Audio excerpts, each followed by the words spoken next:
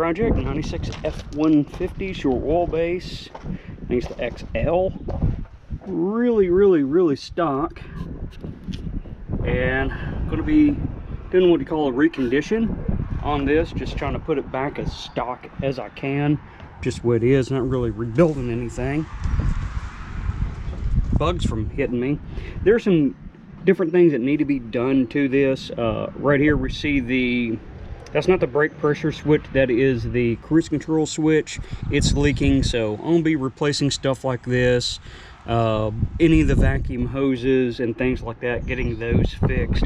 Yeah, I see the glass is broke there, so I'll need to find the glass and get a seal for that.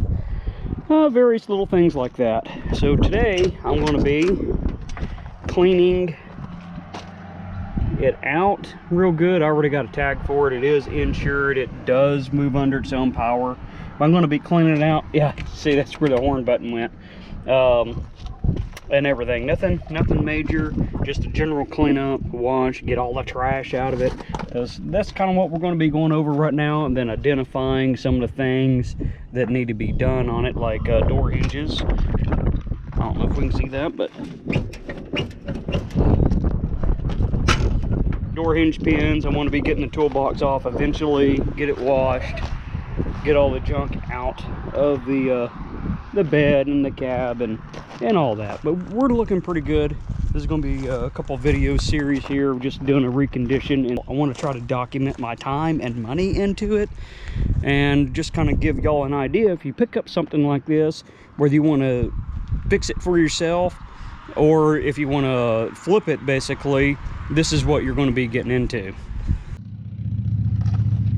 Okay, interior, I'm just getting it all cleaned out. I need to vacuum. I'm just kind of digging out all the big stuff, and you know, looking at a couple things here that need to be replaced, right? So it probably is those little clips that hold it in. That's gone, so that's why that's in there.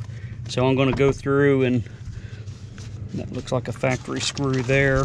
Probably pull this door panel off and fix all that. See, there's another one right there.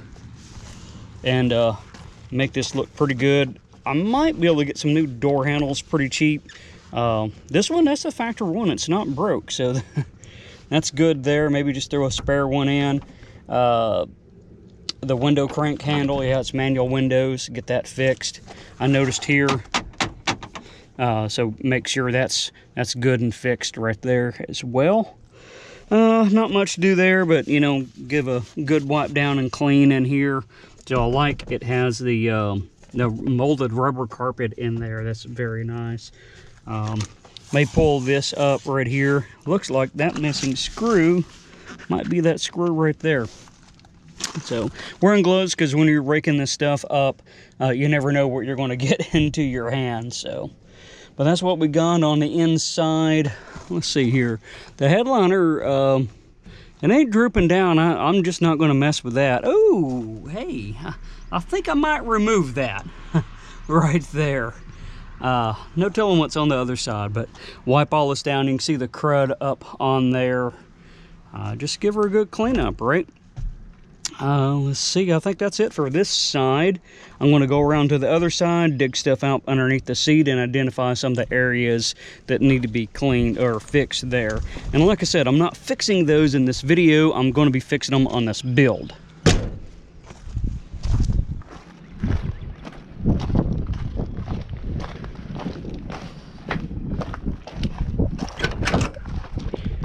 Okay, this side door panel, we see kind of the same thing there.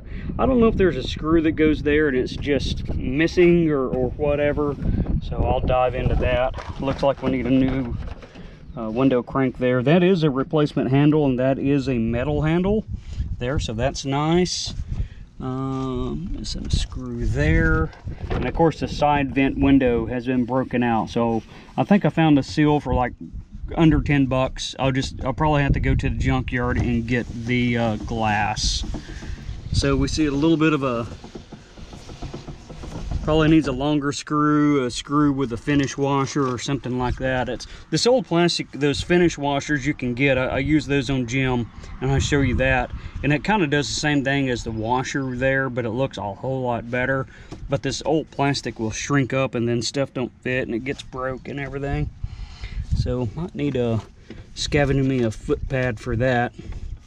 Right there, but just generally cleaned up. And here, oh, the seat. So the bracing on the seat has broke, and that's what's causing that.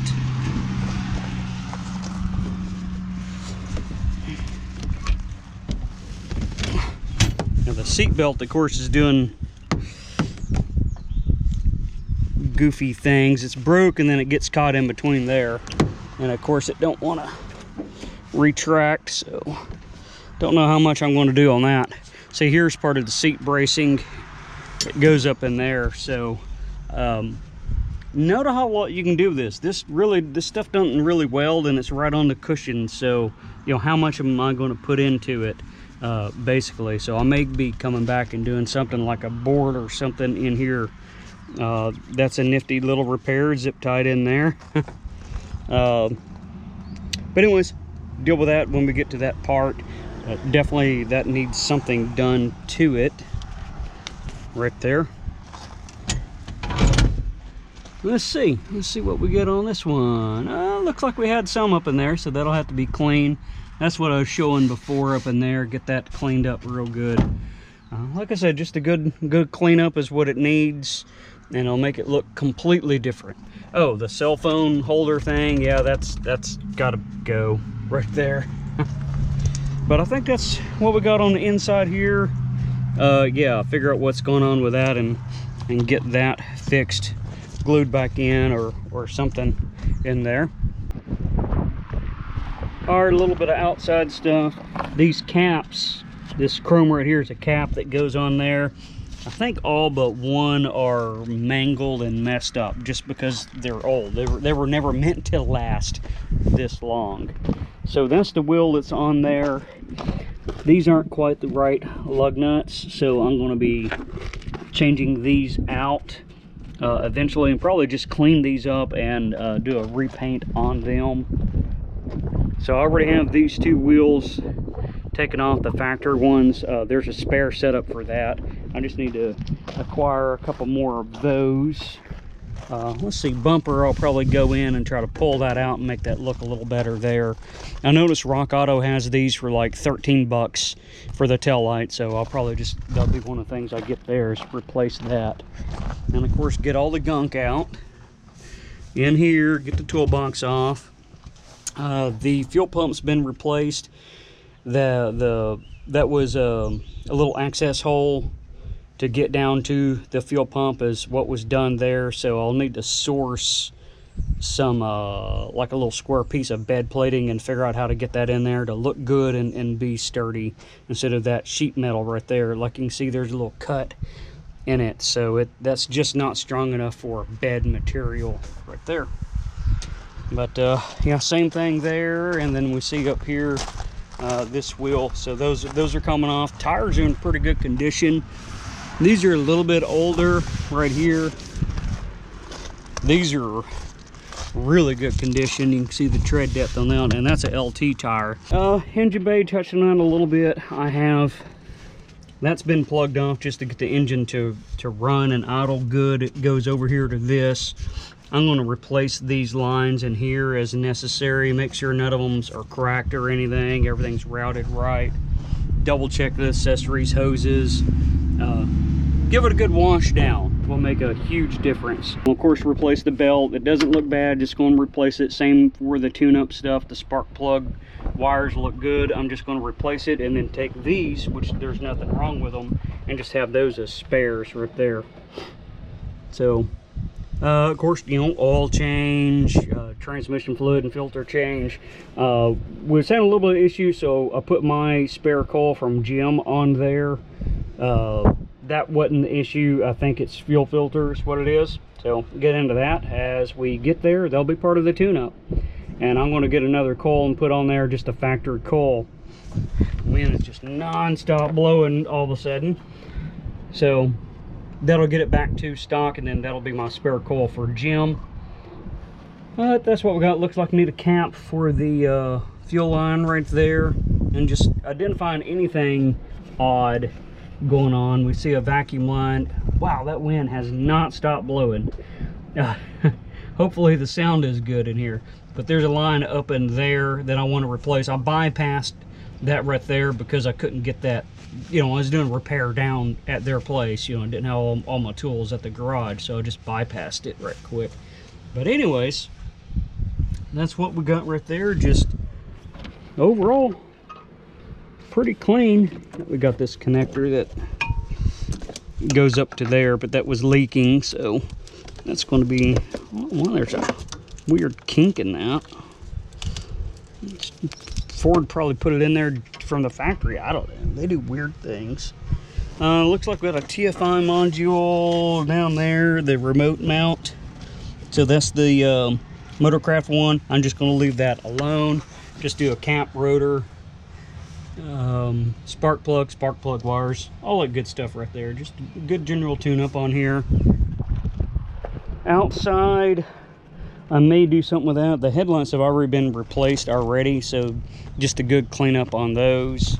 And might do something on the air dam because we're a little droopy down there, and that's just one of those things that makes it look kind of crappy. Steps, I'll probably keep the steps on there just because they kind of fit the truck and they're already on there, you know. But that kind of sums up what's going to be done on this, and then as I dive into it, whatever we got going on, that's what we'll do to it, whatever it needs to make it good. I know the shock, I remember replacing the fronts with a KYB gas adjust, which is my favorite stock replacement shock. We do have a little bit of mechanical issue. Transmission does leak. See a little puddle there. It was slipping a little bit whenever I was loading it up, and we can kind of see there it's yeah, it needs a good wash down and a service, figure out where it's leaking. And I think I remember the speedometer wasn't working or something like that, so it's probably going to need that transmission tail shaft or tail shaft seal and the transmission mount. That's kind of standard stuff you're going to have on this right there. So that's what we got. Looks like might be a little bit of rear main leak in there. Not going to dive into that. Okay, one bag of trash out of the truck. That is the toolbox, the bed, and then interior. So got this. Getting cloudy. It's kind of humidity drop, so it made it nice because it's already warm out here in the south. But anyways, got the toolbox off. It needs to be vacuumed out to get all the loose crud out of there. Same with the interior, and then pressure washed outside.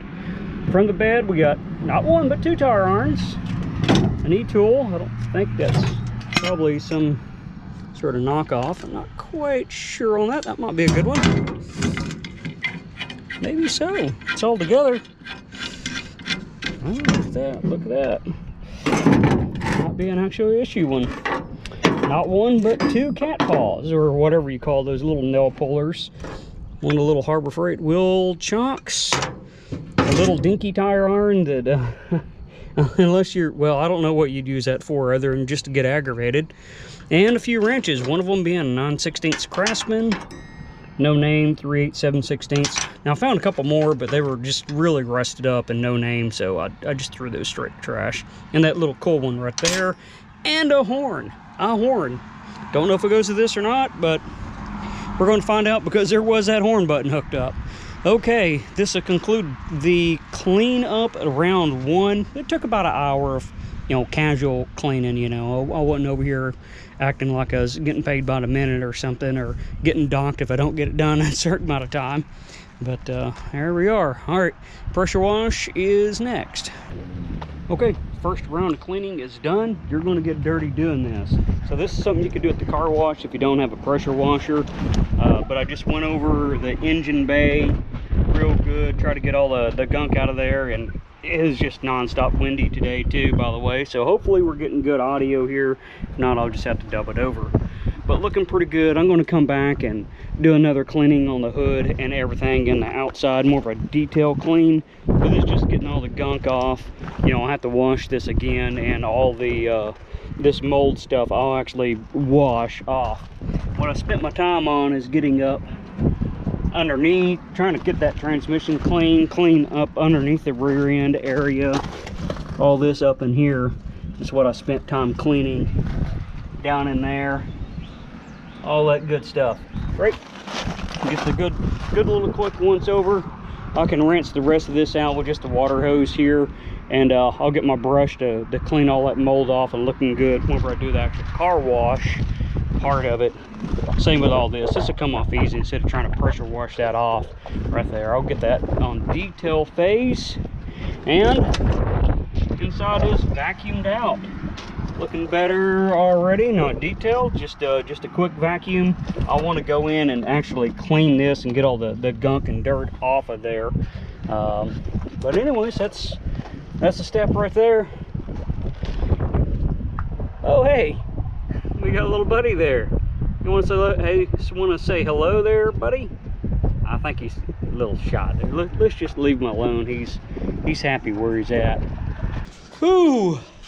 Yeah, bouncing between that and the Ram Charger, I cleaned its fender up. I'm going to get ready to start painting the inner fender. I want to get that on, right? And then I can do electrical. Of course, I got the headers to clean and paint as well. So, I think that's going to sum this one up, and I'll see you next time on Broken Tool Garage.